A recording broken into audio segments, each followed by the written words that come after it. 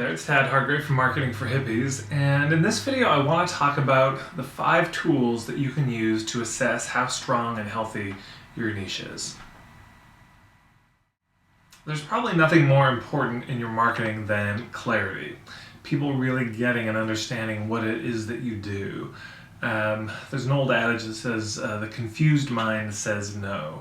When people are confused, it's sort of a low level of emotional pain. People tend to want to move away from confusion, not towards it. Here's a statement that's never been said in the history of the world. Oh my God, I'm so confused by what you do. I have no idea. What's your wordsmith?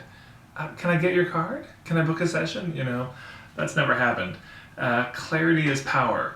When people really get and understand what you do, that doesn't mean they're going to buy, but it means they'll know if it's a fit. And that's huge. It helps the filtering process. You don't want people who sign up to work with you or to buy from you thinking that they're getting one thing and then realizing they're getting another thing. And very connected to clarity is the idea of relevance. That the biggest question people have is this useful for me? Is what this person's offering, can this help somebody like me with the kind of problems that I have? And if so, and if that's really clear, then of course they'll move ahead, and if not, they won't. So clarity is everything, because without clarity, there can't even be any relevance. And in fact, I think about it, one of my colleagues, Robert Middleton of actionplan.com, has a great metaphor of how marketing is like baseball, and this is sort of my take on that. And if you think about baseball here, you've got the kind of baseball diamond, and at home base, you're a stranger. And then if you go all the way around the bases, hit a home run, that's where they actually, pay you money, they hire you, etc. So the challenge is home runs are really rare. We have to hit the other bases before we get to home base. And at third base, they're excited. There's a general agreement at third base. There's like, yes, definitely want to work with you at some point. So nothing has necessarily been signed at that point. But they're leaning in. Second base, step before that, they trust you. They're like, yeah, you're my people. And I trust that you can help me get the result that you're speaking about. But you can't get to trust or excitement or them paying without first base. And first base is clarity. First base is clarity. If you try to skip this step of having a really clear niche, a really clear set of problems that you help people with, or clear result that you're offering, if you try to skip that, they might trust you as a person. They think you're cool, but that doesn't mean they're going to buy from you. It doesn't mean that they trust you enough to spend a lot of money. So we can't skip this whole clarity piece. And the biggest thing that people need to be clear about is the niche piece. Is this for somebody like me? Can this help somebody like me with the kind of problems I have? Can it get me the kind of results I want?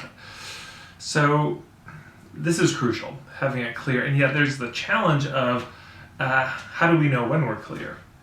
I see a lot of people sometimes who come out with a niche and they feel really excited about it, only to find there's not much reaction in the marketplace. Nobody's actually that excited about it. It just doesn't sell. Nobody's buying.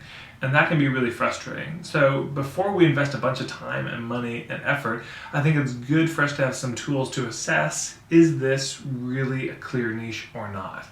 Is it a workable niche? Is it profitable? Is it going to make sense? So I want to suggest 5 tools that I think can help you figure that out.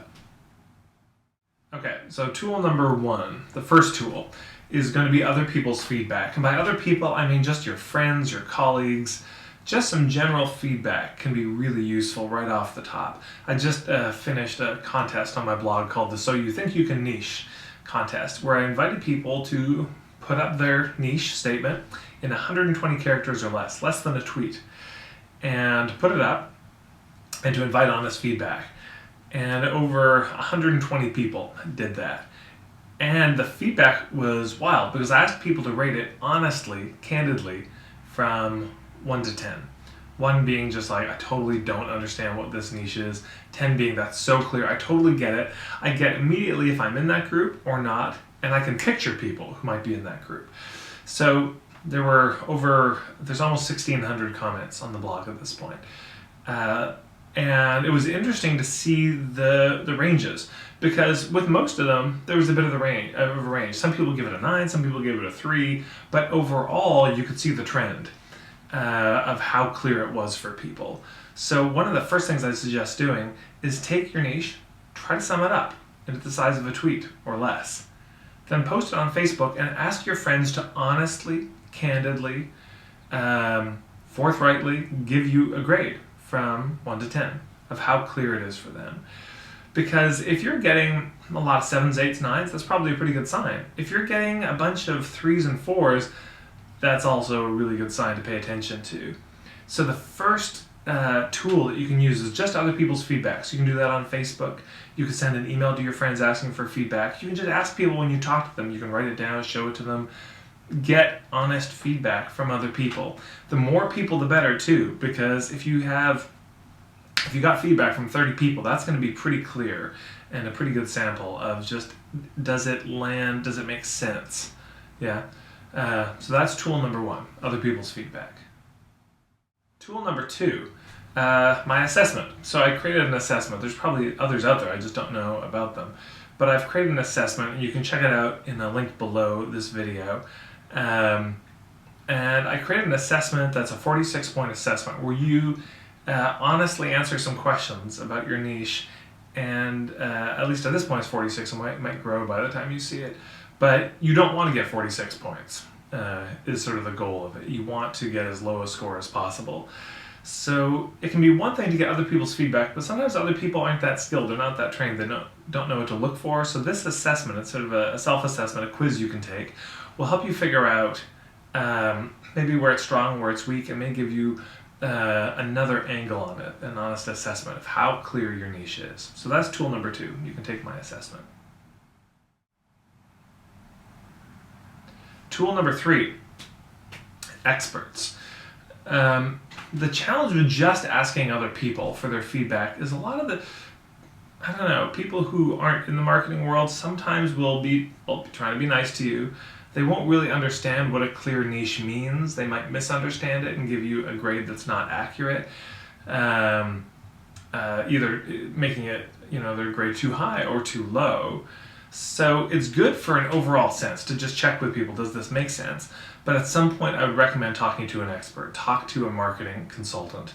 That could be me, that could be one of my colleagues, whoever it is. It's really important to get feedback just to be like, does this meet the criteria? Because sometimes also in our self-assessments, even taking the quiz that I'm offering, we can deceive ourselves. We can not see things as clearly as maybe somebody outside of our own situation could. And I'm sure you've had that, where you can't see the forest for the trees anymore. You've worked on the homepage of your website and you've done it so many times, and now you can't even sort of see it clearly anymore. It's hard to read it. So getting the opinion of an expert, of somebody who knows what they're talking about, in my mind is vital to really make sure that you're on track. So that's number 3, the opinion of an expert. So tool number 4 is the opinion of the marketplace. Specifically, going out and talking to people who are in your target market, who are your ideal client, who would be in the audience that you'd want to have, and asking them if it makes sense, if what you're saying relates to them, because this is really vital. Part of niching is just there's an internal clarity of the kind of person you want to work with, but a huge part of it, and I saw this so much in the niching contest, is translating that. It was funny, there were a few people who what they wrote in the 120 characters kind of lost me, didn't make sense. When I read their description underneath it, it made a lot more sense. And people really generously were offering, here's how I'd translate that, here's how I'd rephrase it or reframe it in ways that were suddenly so much clearer. So it's not just the internal knowing of clarity, it's actually being able to articulate it really clearly. And it's funny how there are some of these dating websites where they'll have you can put up a photo and it'll be rated from 0 to 10. So you can get feedback on what photos are landing for people and which ones aren't. And what strikes me is that the same person can get rated 3, but a different photo of them could be rated at a 10. Yeah, and it's the same person, just literally taken from a different angle, different lighting, which is an argument for good photography for your professional headshot. And it's the same with niche. it's the same, different articulations of the same thing can land with either a kind of fuzziness that people don't get or with a total clarity where people really, really understand it. So you don't just want the opinion of anyone. You're going to want the opinion of the marketplace in particular.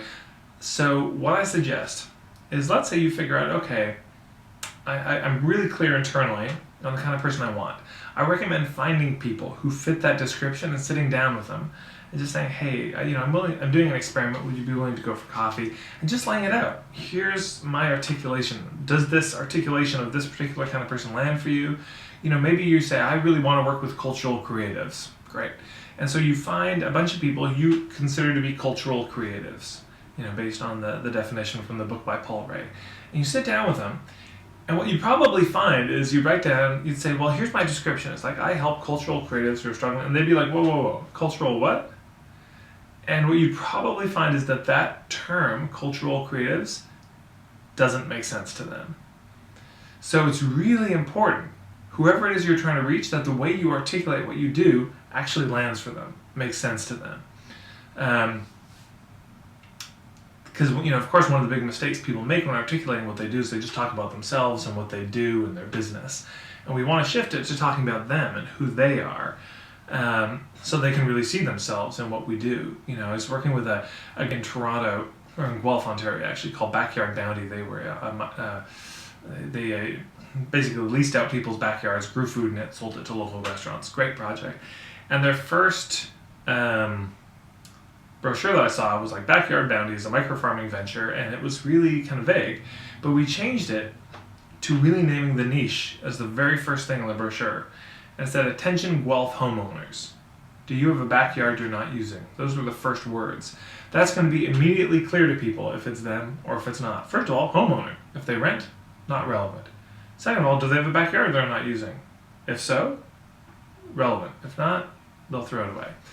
So talk to people who represent the kind of ideal client and see if your articulation of the niche really lands for them and makes sense. They'll probably also give you some great feedback on how to improve it. So that's number 4.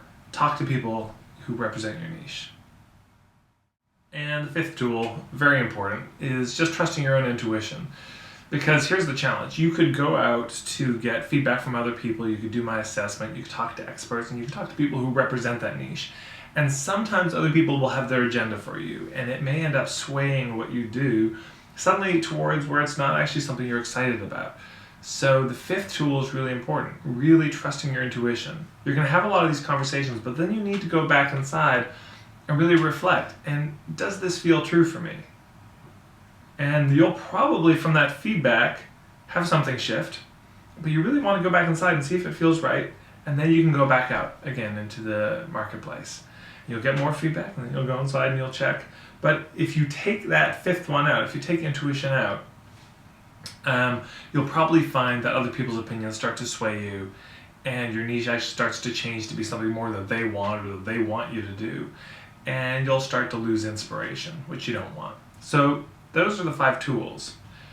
Number 1, other people's feedback. Number 2, you can take my assessment, or if you can find some other assessments. Number 3, the opinion of an expert. Number 4, the marketplace, talking to people who represent your niche. And number 5, trusting your intuition. So I hope that was helpful, and there'll be some more videos coming.